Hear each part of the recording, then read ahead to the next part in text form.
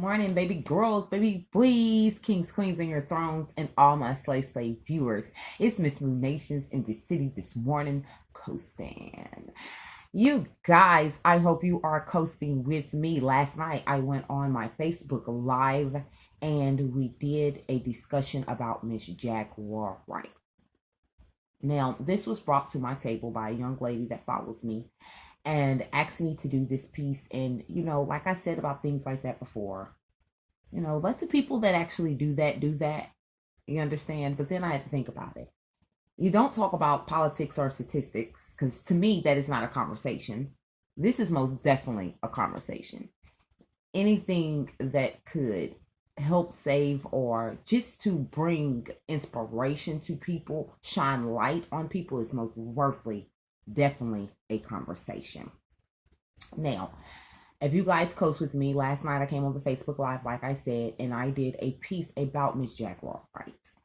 Now, I am woman enough to say, I realized halfway in there that the notes that I had were actually still the rough draft notes. I picked up the wrong notes going into the studio session. I actually picked the rough draft notes, were just as many pages as my final draft notes. So in the middle of it, I felt like I was just scrambling because that's how my notes were. Rough draft notes, they were scrambled everywhere because that's how I wrote them, just writing down things. And the real notes had everything in line. So I was like, you know what? I said, God's my producer, and he really shut that AB off. So you guys, I am coming to you today and to go ahead and finish the discussion of Miss Jaguar Wright. If you can catch me tonight on my Facebook Live, Move Me, one word, Nations, with apostrophe Z. Please do that. I left everything in commentary, in the comments. I'm sorry. Also, you guys,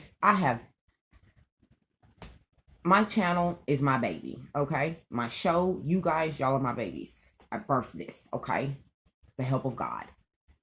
I have not left y'all out of anything as far as any of my platforms, where to coast with me on, from the YouTube to everywhere.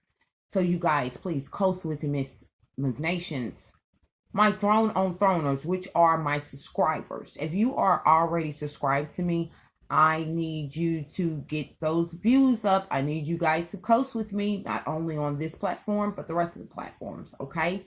To all my slave viewers, I really appreciate you guys. Like I said once before, you guys, along with Throne on Throners, but slave viewers really is important to my views because you guys keep the views where they're supposed to be. I'm asking all my two slave viewers, please, let's get those views. Let's get them back up. Let's get them back up. I do know, and I did come with one in June where I noticed, because so much was happening in the world. Rest in peace, Mr. George. And, we had a lot of that going on, protesting. So I had some viewage droppage. I understand. And then I feel like, TikTok got very strong. But I'm telling you guys, you coast with me, coast with Miss Nations. You share, you comment, ding, ding, ding, ring that bell, okay? You guys get those views back up. Get them back up, get them back up, get them back up. All right. We're going to go straight into Miss Jaguar Wright, which is a very talented woman, from a poet to a narrator to a singer, a rapper.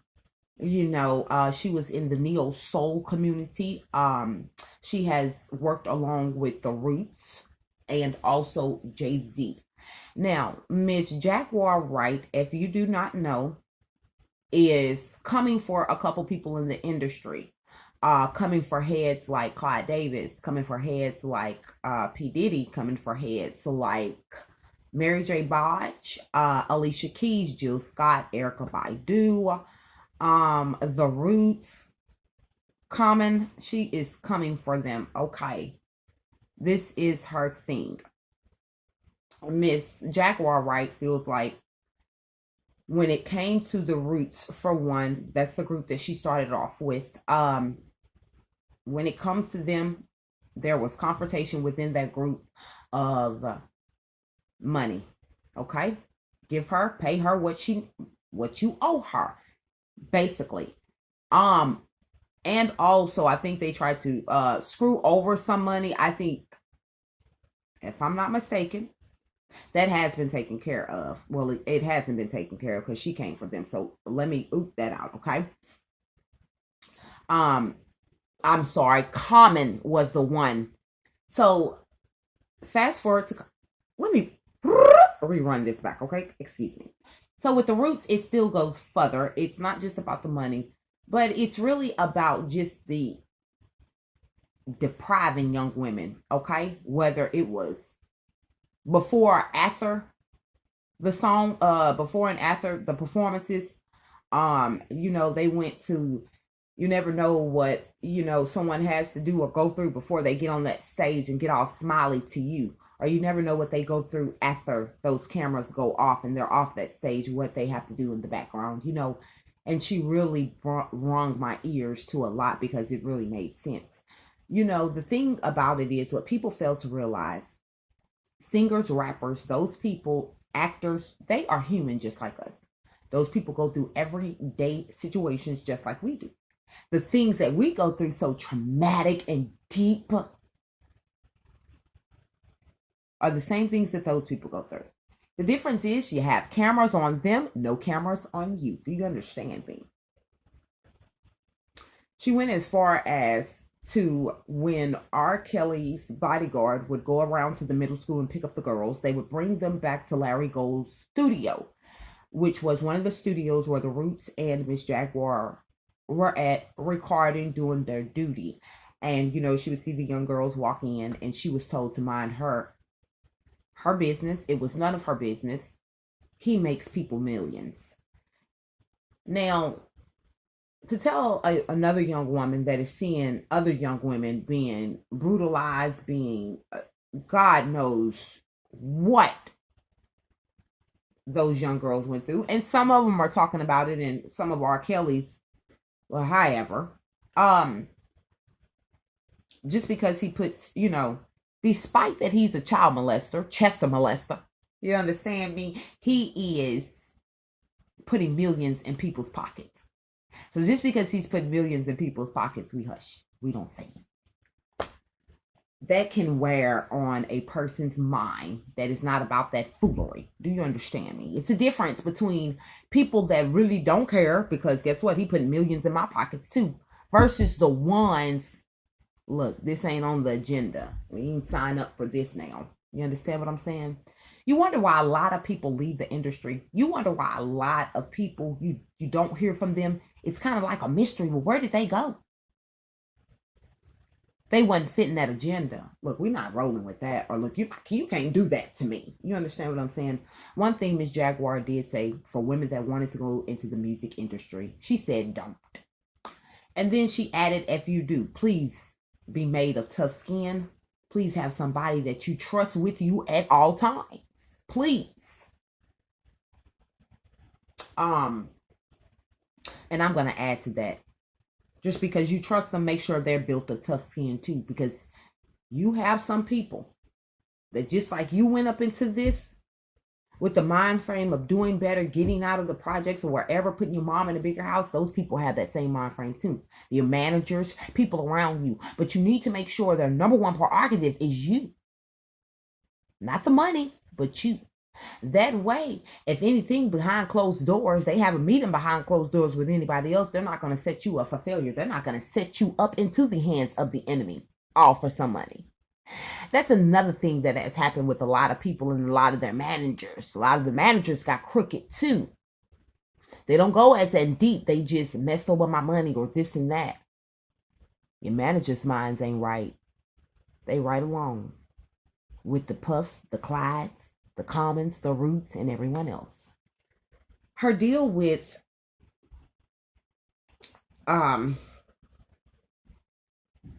Clyde Davis is, this woman really, and he does. He really does. When I went and did my research, he runs a lot of the record labels.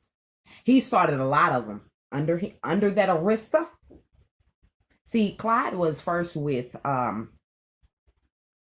Columbia Records. After Columbia Records, he got fired because he used some of the money for his own personal use, okay?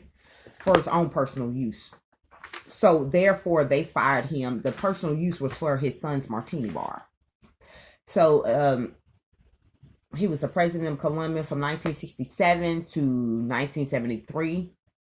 From then he started in 1975, he started Arista Records. Now, under Arista Records, you guys, there is J Records, which LaFace and Reed had. You see are y'all seeing like there was and under there you had TLC, Ursha, Outkast, Pink, and Tony Braxton. Now I remember a couple of their stories, especially TLC.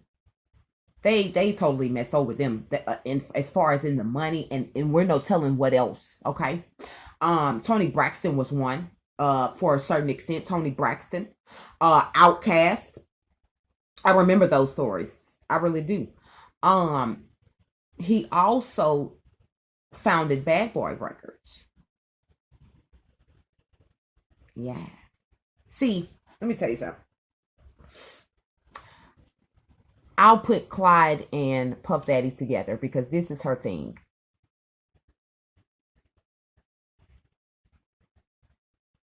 And you know, this is so, I'm gonna just go ahead and say it. This is her thing. Anyone that she feels like come under Clyde, anyone, and these are facts. Anyone that comes under Clyde, whether it be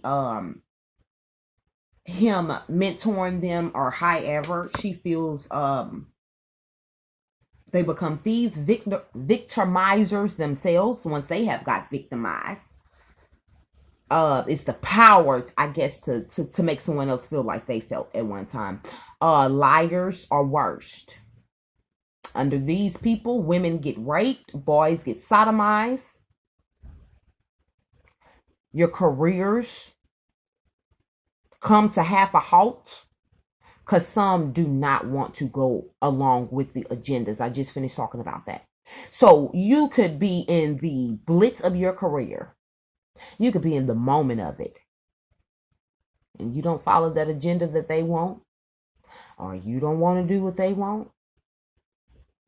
There's your career. You know, Miss Jaguar Wright said it about, you sit on a shelf. And I've heard a lot of singers say this too, about being shelved. You sit on a shelf. Now, you have a certain amount of time on that shelf. And once you off that shelf, you better have either a clothing line or what else she said. She said a clothing line. I think it was some other line. They have perfume lines now. But she mentioned too that I was like, come on, man. Look at this lady. She is, come on. She was hitting it on the nails. Because you see a lot of them, once they get that certain amount of money, they go ahead and start other things. You can shelf me, but I still made my way to my other earnings of money. You understand what I'm saying? See, a lot of them went into that to it smart. A lot of them went into it already pre-precaution about what then happened to the next or what will happen in that music industry. Let me tell you something. This ain't just started.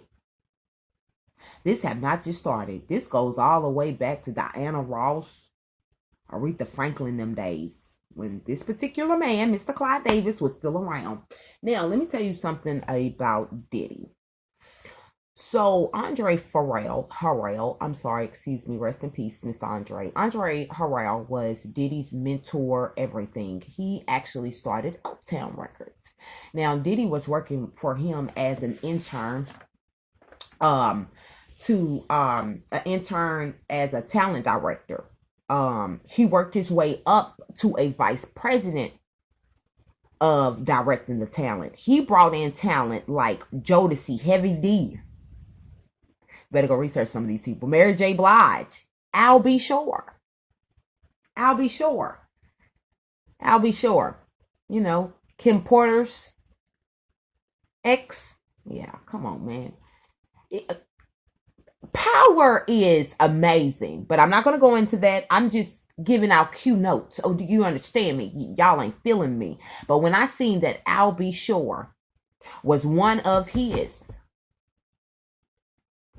ones that was on the Uptown Records as artist, man, the wheels just started turning. Things start coming together for me. Because you said here, dated his ex, Miss Kim Porter. Rest in peace to that beautiful soul. Lord, rest in peace. That's a story within itself too.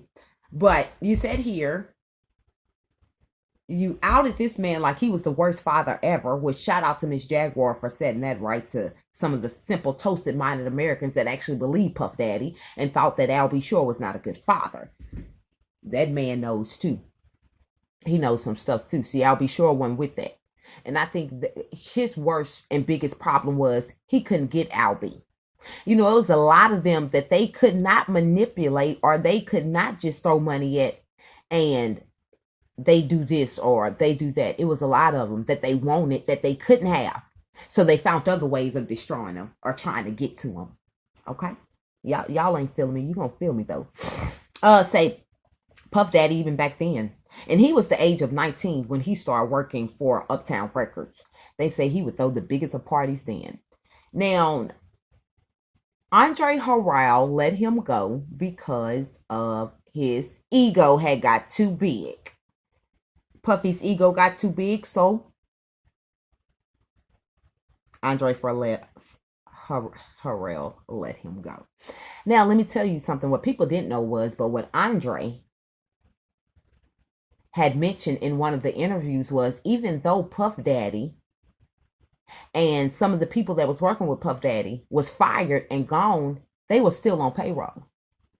All the way up until he started bringing money for Bad Boy Records. So, Puff Daddy was already still on Uptown's Records payroll. They was cutting him a check and the other artists a check. Okay? He had a meeting with, he actually went to Arista Records and had a meeting with Mr. Clyde Davis. And in that meeting, Mr. Clyde Davis in turn gave him the money to start Bad Boy Records. Now, let me tell you something. When it went to money, let me tell you something. When I talk, look at the patterns that I'm saying from the people. Because the simple point of the fact was this. Just like Maze and a couple more other went to him asking him for a record deal. See, you put yourself, and a lot of people don't think about that. They don't think that these people are that wicked. They don't think, well, you know, they don't think it's wrong or motives of usage, deadly usage in it. They don't think like that. Remember I did the commentary on that? But they don't think like that. They're thinking, you know, this is the rapper, you know, producer. We're just going to go and see. Maze's problem was he had went and he had asked for $100,000 the record deal. However, whatever. This was also in an interview that I watched from an ex-bad boy himself. Okay?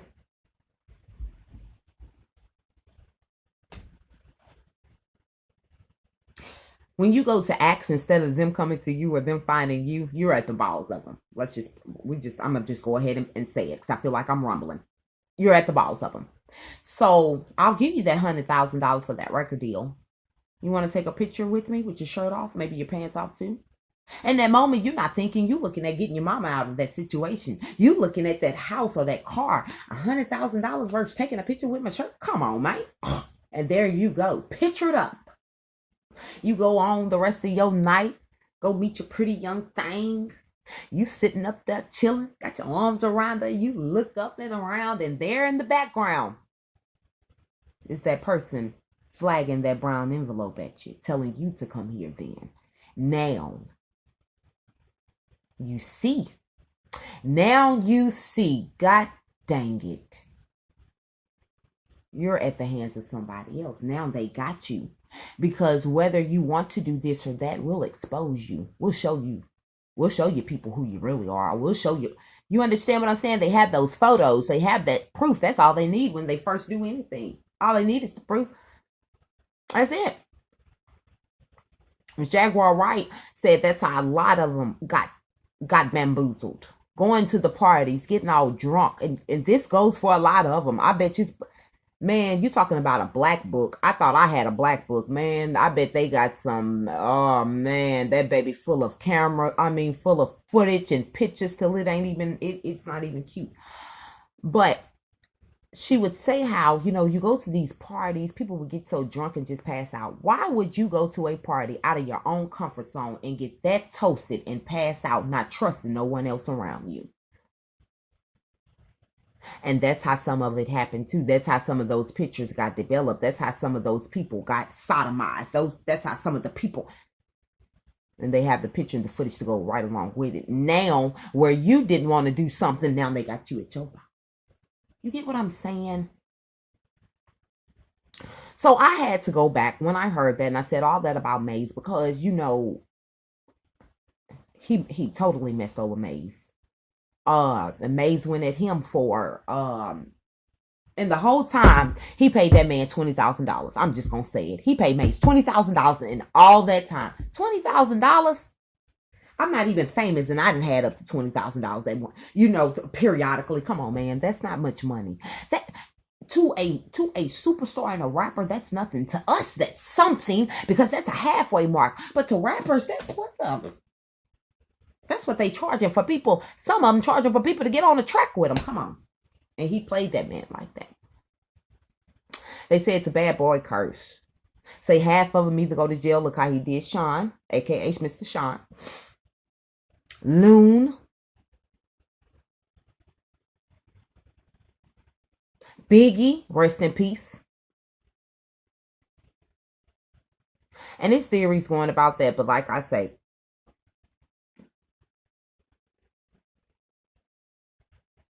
he knew that was his number one ticket. Biggie was going to do his own thing.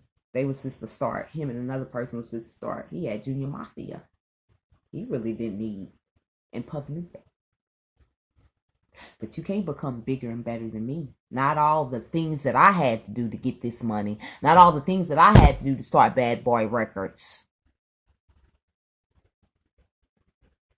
Now let me tell you, when he had that meeting with Clyde Davis, when I heard about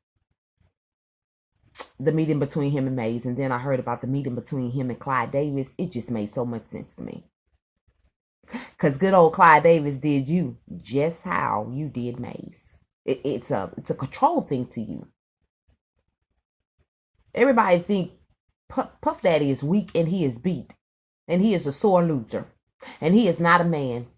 You push that little button, that baby gonna tickle. Yes, he is. Yes. Let me tell you something. When he had that meeting with good old Mr. Clyde Davis, he sold his soul and he sold himself right then and there because he didn't walk out that meeting the same. Let me tell you something. Look at him now. He's still up there, ain't he? Huh? They say he's his number one little puppet. He's Clyde Davis' number one little puppet. And everybody else fall under. A Pacific entertainment lawyer that was working for Puff Daddy a while back, I say about 1993 maybe, had walked into the room to get some paperwork signed. Now, this is coming from Miss Jaguar Wright. Miss Jaguar Wright said she wasn't giving the woman's name. She didn't want the woman to. But after all this time, she shouldn't have nothing to be scared for. Stop being scared. That's what I want these people to know. These people are just like us. Stop being scared. Stop being scared to open your mouth and save another person's life from God knows what or God knows who. But she didn't release the lady name, but she did say the lady, once she did leave Bad Boy Records, she came and worked for Miss Jaguar. Now, that is how Miss Jaguar found out a lot of what she found out as well. Anyway, the lady was walking into Diddy's office. When she pulled on the door, it wasn't locked. So she didn't think nothing of it. She went right on in there to get some paperwork signed. And there was, oh, good old Mr. P. Diddy. Getting a little bobble wop done. You understand me? Right there, flat in the office. Buy another one. She said, the woman just walked completely on out, you know. Say he didn't come to her that day. He came to her the next day, during the evening time. And told her, you know, I know you seen what you seen and what you gonna do about it. And she was like, nothing, but I wish you would have locked your door. And Puff Daddy being Puff Daddy. See, my aunt always told me, when you know a person and another person come to you telling you about a person, it's going to either sound right and you're going to say, that's that person, or you're going to say, nah, that's not that person. But this sounded just like Puff Daddy. I do what I want. This is my company. I do what I want, when I want it, how I want it. If you don't like it, you can go. Oh, come on.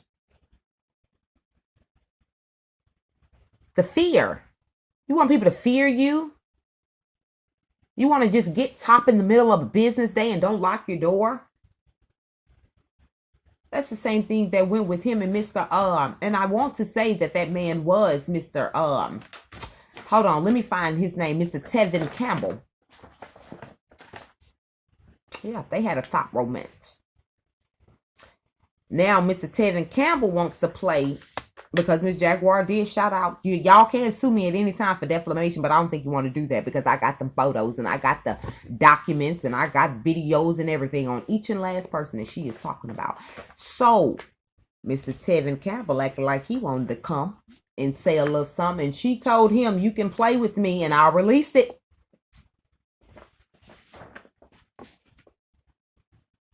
He was another one.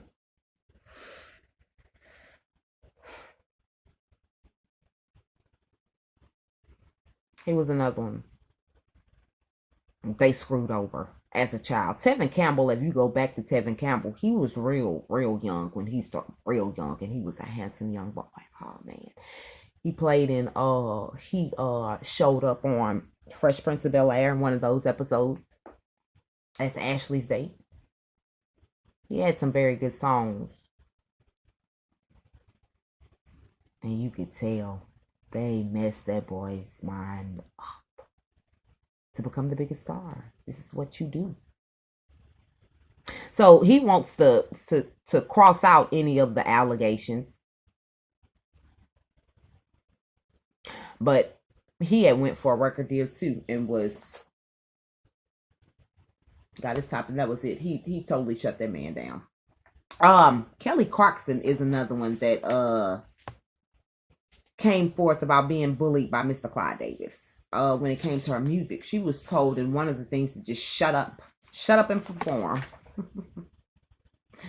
Shut up and perform, shut up and sing. Like, that's how they talk to the women. Please.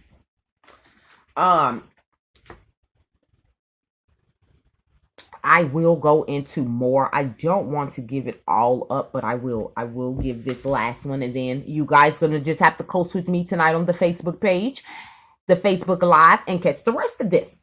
I brought the majority of it to you. But I will say this. Mary J. Blige is another one that she is hitting at. Alicia Keys is another one. Now, Mary J. Blige, she is accusing of really just stepping in the door,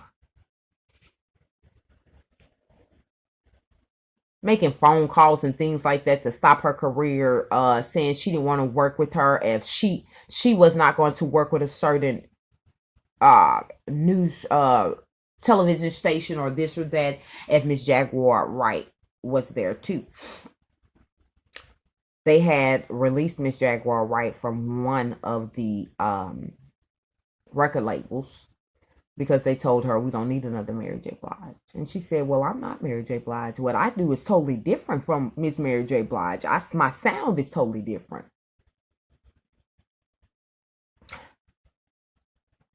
But they still let her go. And she said, you know, just by Mary J. Blige supposed to being a female of empowerment, she is totally the opposite. So I did my research on that. Now, she hit very hard as Mary J. Blige being one of Puff Daddy's puppets. Let me tell you something. Growing up listening to Mary J. Blige, I loved her. I'm not going to lie to you. I loved her. I loved Mary J. Blige for the simple point of the fact, her story. Mary J. Blige,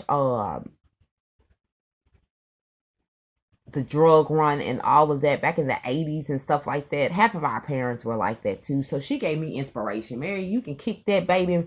Our parents can kick it. You know what I'm saying? She was just inspiration. I loved her and I still love her to this day. But I do know she is human.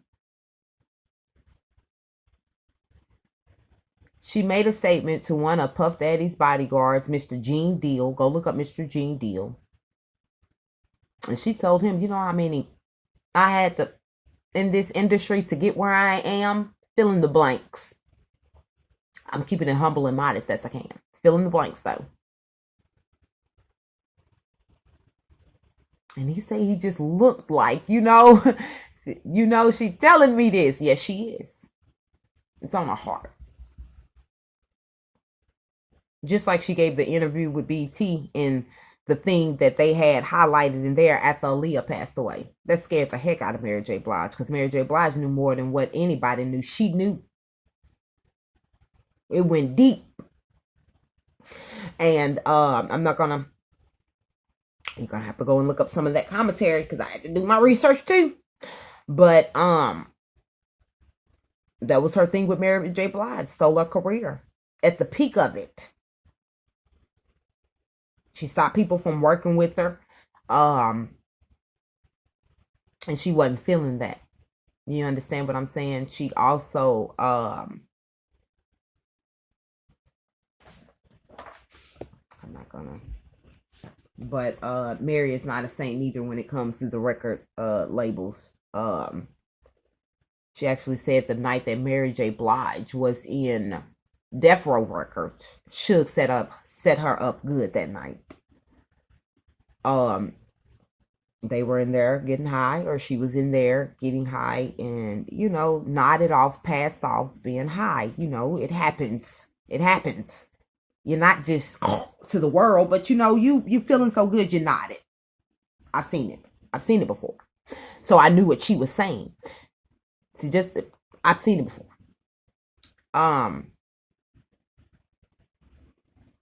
And she said if she wasn't so out of control, then she could have, you know, really